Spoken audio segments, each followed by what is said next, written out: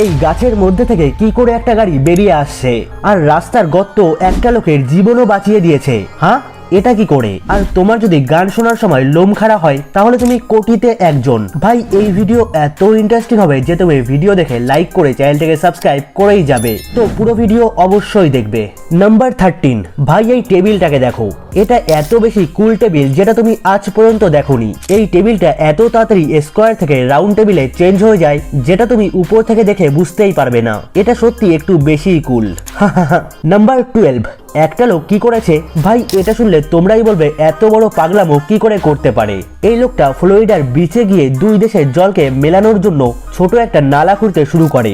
এটা দেখে সেইখানে থাকা লোকজনও তাকে হেল্প করতে শুরু করে। কিছুক্ষণ পর সেই নালার মধ্যে নদীর জল ঢুকে গিয়ে বড় আকার ধারণ করে। প্রথম দিকে তো তারা কিছু বুঝতে না পেরে মস্তি মজা করতে শুরু করে, বাট এর পরিণতি এত ভয়ঙ্কর হবে যেটা তারা কখনোই ভাবেনি। কিছুক্ষণ পর সেটা ডেঞ্জার জোনে পরিণত হয় আর লোকাল পুলিশও চলে আসে। তারপর সবাইকে সেখান থেকে সরিয়ে দেওয়া হয়।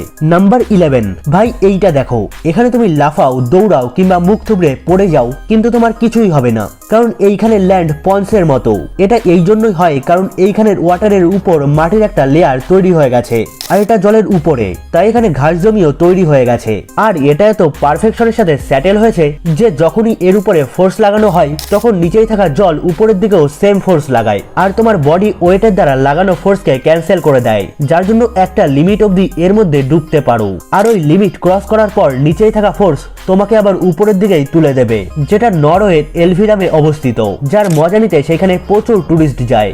নাম্বার 10, ভাই এই কুকুরকে দেখো, এইটা কোনো নর্মাল কুকুর না, এইটা হলো প্রফেশনাল বিজনেসম্যান। কারণ তুমি যদি এর সাথে হাইফাই করতে চাও তাহলে তোমাকে $1 পে করতে হবে। আর যদি তুমি ভেবে থাকো যে ডলার না দিয়েই তুমি হাইফাই করতে পারবে তাহলে তুমি একদমই ভুল, কারণ তখন তোমাকে এত ইগনোর করবে যাতে করে তুমি $1 দিয়েই দেবে। তো ভাই তোমরা কি একে $1 দিয়ে হাইফাই করতে চাইবে? নাম্বার 9, আমেরিকাতে এমন একটা গ্রাম আছে যেখানে লোকেদের গ্যারেজে বাইক না, কার না, বরং প্লেন দাঁড় করানো থাকে। এই জায়গার নাম হলো ক্যামারন এয়ার পার্ক এস্টেট, যেটা ক্যালিফোর্নিয়াতে আছে।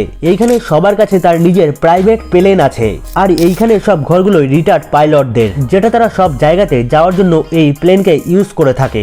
এই জন্য এখানে রোডগুলো অনেক লম্বা আর ওয়াইড, যেরকমটা রানওয়ে হয়। ভাই তোমাদের এই জায়গাটা কেমন লেগেছে কমেন্ট করে একটু জানিও তো।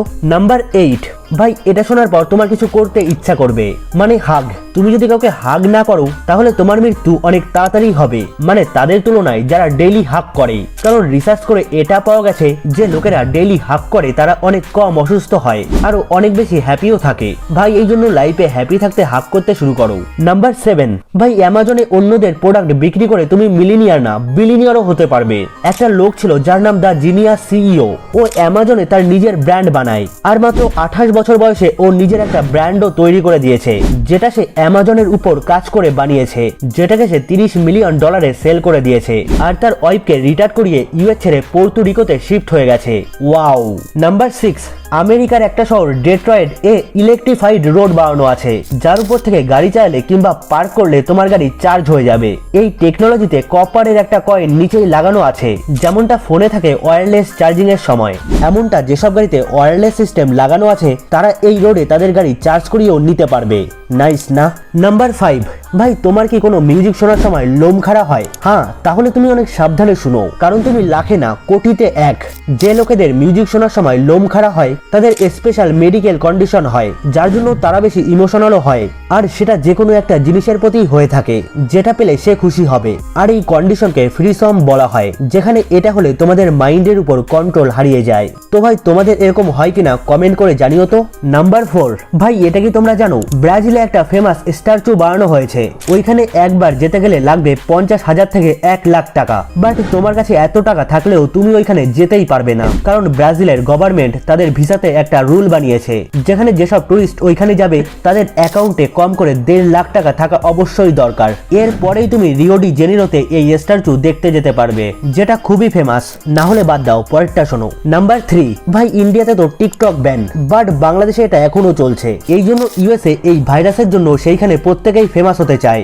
এই জন্য সেখানে যেসব বাচ্চারা স্কুলে যায় তারাও স্কুলের বাথরুমে গিয়ে টিকটক বানায়। এই জন্য নর্থ ক্যারোলিনাতে একটা স্কুলের বাথরুম থেকেই মিরর তুলে দিয়েছে যাতে তারা বাথরুমের মধ্যে টিকটক ভিডিও না বানাতে পারে। ভাবো এই জীবাণু ওখানে কতটা ছড়িয়ে পড়েছে। এমনটা হয়তো বাংলাদেশেও হচ্ছে। বাংলাদেশি ভাই একটু কমেন্ট করে জানিও তো। নাম্বার 2, ভাই এই রোডটাকে দেখো। এটা এমন একটা রোড যেটা একটা গাছের মাঝখান থেকে তৈরি, যেখান থেকে গাড়ি নিয়ে যেতে হলে তোমাকে অনেক সাবধানে চালাতে হবে, যার জন্য এখানে প্রচুর পরিমাণ টুরিস্টও আসে, যেটা ইউএসএ তে আছে। আর যে গাছটা আছে ওটা একদম ন্যাচারাল ভাবেই তৈরি, যার মধ্যে দিয়ে রাস্তা বানিয়ে দিয়েছে, যেটা দেখতে তো অ্যামেজিং লাগে, বাট এর মধ্যে দিয়ে যে গাড়ি নিয়ে যায় তার ততটাই ফাটে। নাম্বার 1, রাস্তার পথহোল তো অ্যাক্সিডেন্টের কারণ, বাট এখানে তো একজনের জীবনই বাঁচিয়ে দিয়েছে। হরিয়ানার একজন লোককে ডাক্তার ডেড ডিক্লেয়ার করে দিয়েছিল, তারপরেই তার বডি নিয়ে তার বাড়িতে যাচ্ছিল, তখনই অ্যাম্বুলেন্স একটা গর্তের ধাক্কা খেলে তার হার্ট বিট করতে শুরু করে। তৎক্ষণাৎ তাকে নিয়ারেস্ট একটা হসপিটালে নিয়ে যাওয়া হয়, আর চিকিৎসা করার পর সে আবার বেঁচে যায়। ভাই এগুলো জেনে তো তোমরা খুব এনজয় করলে, বাট আরো এনজয় করতে চাইলে এই ভিডিওতে ক্লিক করো। তো দেখা হচ্ছে পরের ভিডিওতে।